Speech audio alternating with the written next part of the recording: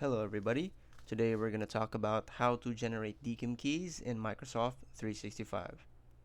So step number 1, sign into your Defender account. Inside the portal, select Policies and Regulations in the Email and Collaboration section. On the Policies and Rules page, click on Threat Policies and select Domain Keys Identified Mail. Choose the domain for which you want to enable DKIM. This is your sending domain.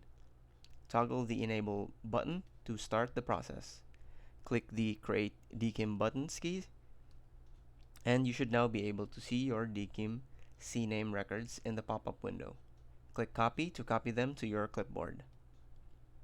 Now it's time to visit your domain provider settings. The procedure may vary for different domain providers, but these tips will be similar to the ones below.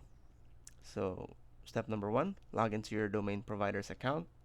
Go to the DNS record section, create a new CNAME record, and paste the values into the record.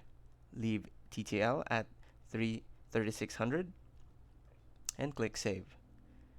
The process will take up to 48 hours for your DKIM record to propagate.